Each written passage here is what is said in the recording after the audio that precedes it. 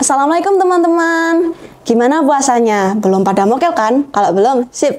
Pada kesempatan kali ini, aku bakal ngobrol-ngobrol santai nih sama Ustadz Arif.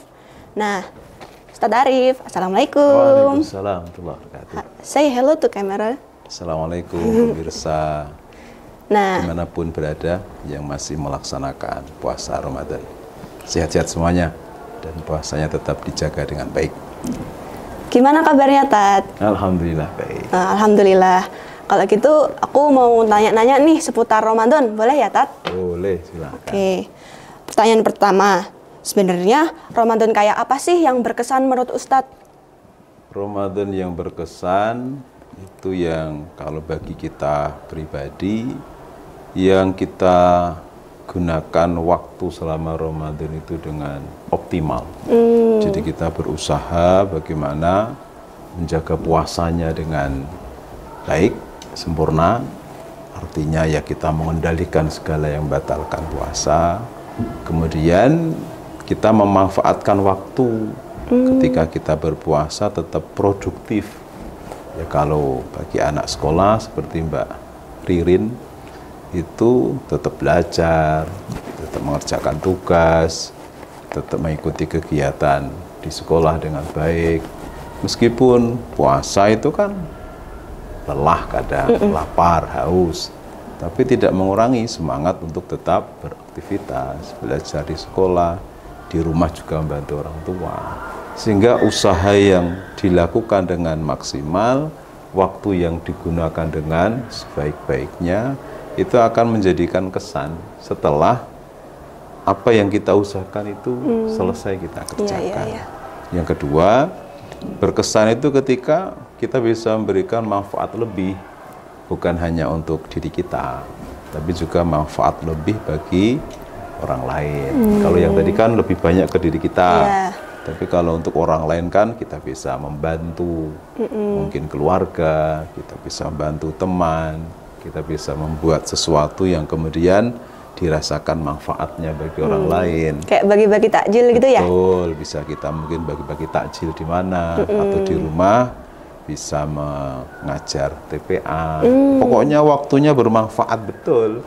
Dalam sehari, di siang harinya puasa itu tidak hanya berlalu begitu saja, jadi bermanfaat betul bagi kita merasakan menikmati puasa, mengendalikan segala yang membatalkan tapi tetap tidak mengurangi aktivitas dan produktivitas. Tapi bagi orang lain juga terasa kemanfaatan kita, itu menjadikan sesuatu yang berkesan. Oke, terima kasih. Selanjutnya ya. Nah, gimana dan apa yang kita bisa lakukan biar Ramadannya itu benar-benar berkesan gitu loh, kayak keinget sampai udah tua. Masya Allah. Apa yang kita lakukan? Ya tadi kita mengoptimalkan ketika puasa. Kan Ramadan itu 1 bulan. Bisa jadi 29 hari, bisa jadi 30 hari. Siangnya siam, malamnya qiyam. Siangnya kita puasa, mengendalikan dari segala yang membatalkan, mengendalikan dari segala yang bisa mengurangi atau merusak pahala puasa. Kita menjaga betul akhlak kita menjaga betul untuk tidak melakukan hal-hal yang memang itu lebih banyak merugikan lah. Malah mungkin tidak ada manfaatnya, mungkin dengan HP. Coba kalau Mbak Rini bisa 1 bulan saya tidak pegang HP, ternyata kuat. 1 bulan tidak melihat TV, ternyata kuat. Itu akan menjadi kesan. Iya sih. Karena kan tidak mudah melakukan itu. 1 bulan saya baca Quran bisa khatam 3 kali. 1 bulan saya bisa mungkin menulis apa yang kita alami, kita rasakan selama Ramadan, dan itu menjadi hasil yang kemudian nanti dibaca orang. Dari apa yang kita lakukan, pengalaman kita selama Ramadan itu akan menjadi sangat berkesan. Belum waktu malamnya. Malamnya kan qiyam. Qiyam itu artinya kita menggunakan waktu malamnya untuk banyak beribadah kepada Allah. Berkesan sekali ketika Ramadan itu malamnya menahan kantuk, malamnya tadarus dengan teman-teman, bisa selesai berapa kali, malamnya itu digunakan untuk banyak di masjid, itu akan menjadi kesan yang sulit terlupakan. Jadi tadi saya sampaikan, kesan itu bisa secara pribadi, usaha maksimal yang kita lakukan apa, atau juga kesan itu sesuatu yang dilakukan secara bersama-sama, sehingga kita menikmati kebersamaan dengan melakukan suatu kebaikan, yang kemudian kebaikannya itu dirasakan bersama-sama, sehingga nanti akan menjadi bahan cerita setelah Ramadan atau di waktu yang lalu, atau di waktu yang mungkin sudah lama, masih bisa menjadi bahan cerita dulu. Ramadan tahun berapa, dengan siapa, di mana, apa yang kita lakukan. Itu akan menjadi cerita indah, kesan yang terus dikenang dan mungkin tidak bisa diulang. Masa lalu kok ya. Masa lalu. Nah, pertanyaan selanjutnya nih. Ramadan kan sering disebut sebagai bulan peningkatan iman ya. Nah, apa yang kita bisa lakukan biar ningkatin iman di bulan ini, Ustadz? Oke. Ramadan itu disebut juga sahrun yuzatu fi rizqil mu'min. Artinya bulan Allah menambahkan rizki bagi orang yang beriman. Bagaimana kita meningkatkan iman? Iman itu kan tidak bisa dipisahkan dengan yang namanya amal. Tidak ada iman tanpa amal. Begitu juga tidak ada amal kalau tidak didasari dengan iman. Artinya bukti iman itu amal. Dasarnya amal adalah iman. Semakin kita memperbanyak amal, maka akan semakin kuat iman, meningkat iman. Apa amal yang bisa kita lakukan di bulan Ramadan ya? Kecuali puasa, kita perbanyak ibadah-ibadah sunnah di luar ibadah puasa yang wajib. Perbanyak Al-Quran, perbanyak membaca Al-Quran, kita perbanyak sholat.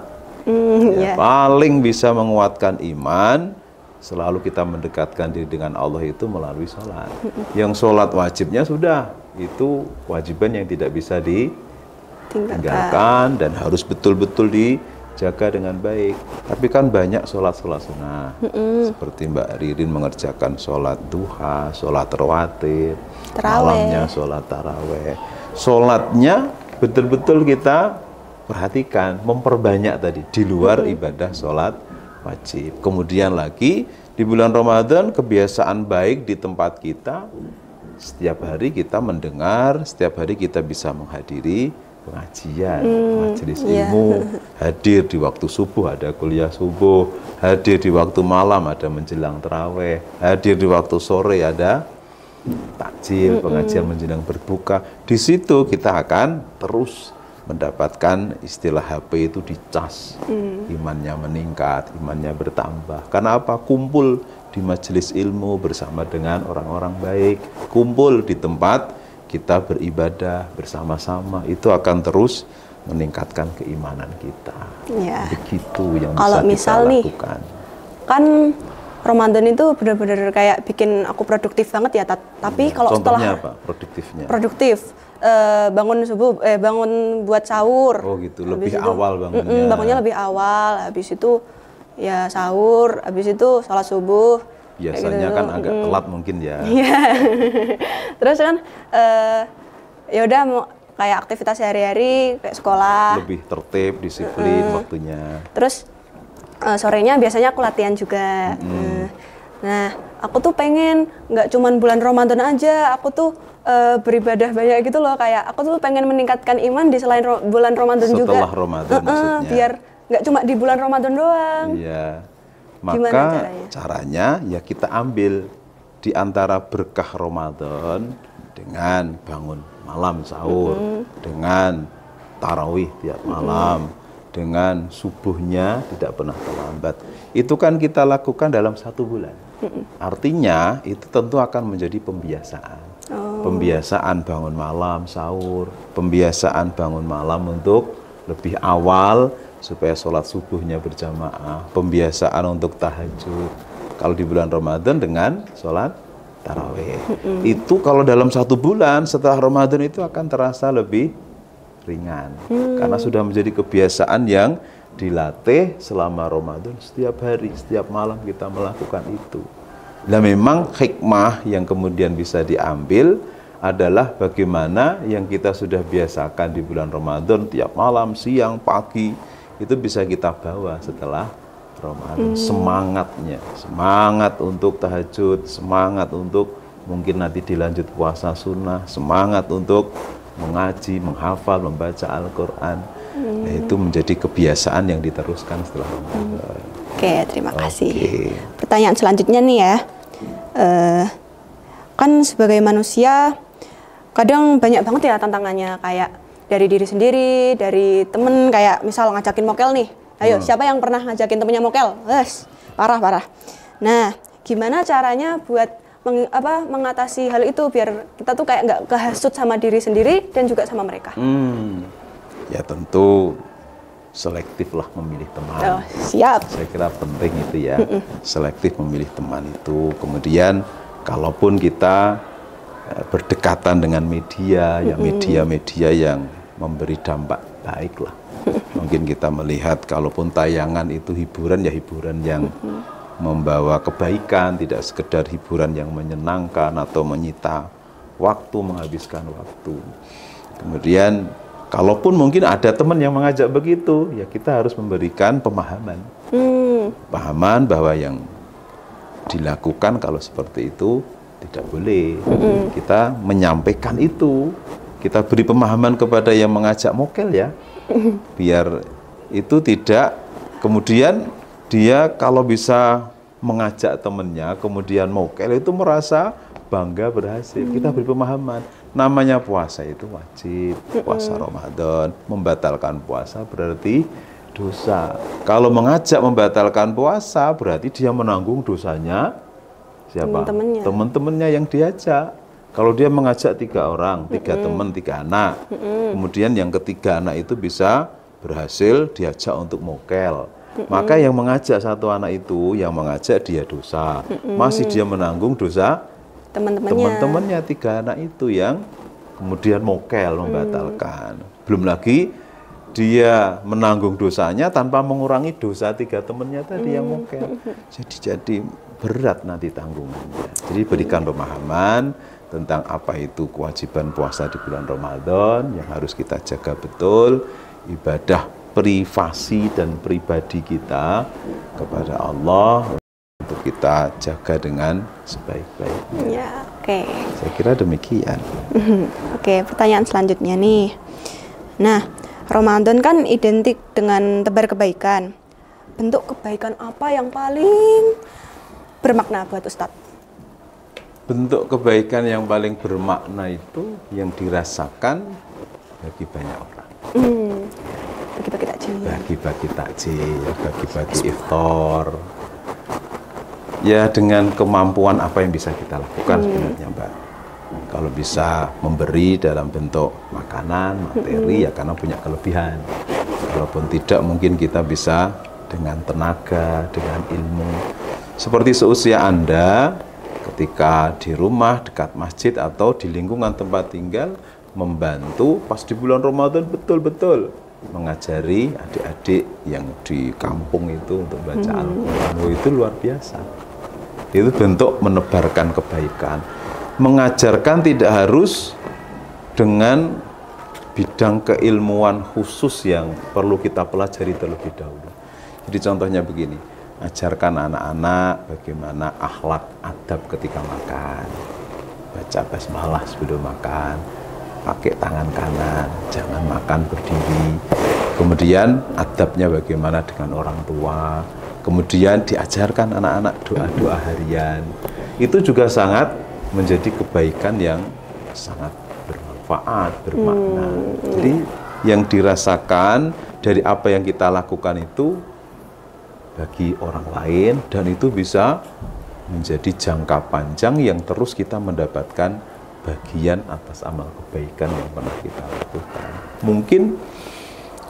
Mungkin yang kita sudah lupa, mungkin Anda sudah lupa pernah ngajari apa, ngajari sholat, ngajari doa, memberi apa, tapi yang diajari itu, tapi yang pernah diberi itu ternyata sangat terkesan dan terus teringat dengan apa yang pernah Anda lakukan. Itu menjadi Ramadan yang berkesan tadi, kemudian bisa menebarkan kebaikan. Intinya kita berbuat baik itu jangan hanya memikirkan untuk Diri sendiri.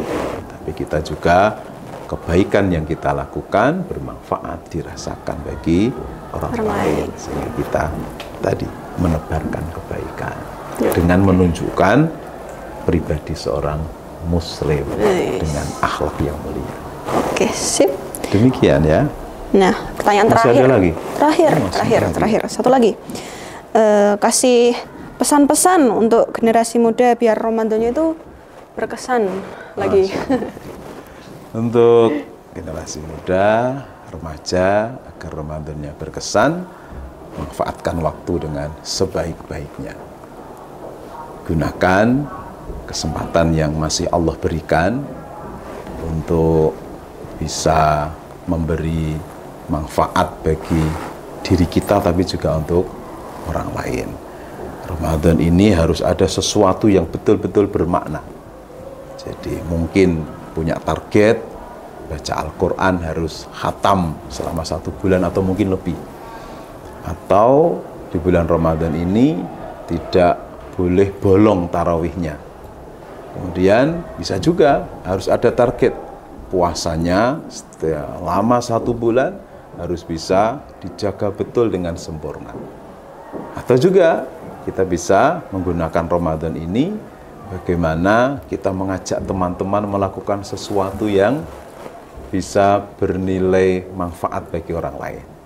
Inisiatifnya kita, kemudian mengajak teman-teman kita bisa berbagi buka puasa, bisa mengadakan kegiatan di masyarakat, di masjid, yang kemudian itu menggerakkan untuk melakukan kebaikan, untuk meningkatkan ibadah, sehingga itu menjadi sangat berkesan, bermakna, dan itu akan bernilai ibadah yang lebih ketika kita melakukannya di bulan Ramadan. Tetap semangat, Ramadan berkesan, kuatkan iman, tebarkan kebaikan. Jangan kendor, jangan kendu, jangan lengah. Semangat, Ramadan harus menjadi suatu nilai kebaikan yang maksimal untuk kita lakukan. Saya kira itu. Ya, oke. Terima kasih atas jawabannya Ustadz. Benar-benar bermanfaat banget sih ini. Nah, seharusnya tadi sambil ngeteh cantik boleh lah, tapi lagi puasa nggak boleh ya. Oh ya, nanti siap. Nah, setelah maghrib ya. Nah, mungkin itu saja. Semoga bermanfaat buat teman-teman semua. Oke, Assalamualaikum warahmatullahi wabarakatuh. Waalaikumsalam warahmatullahi wabarakatuh.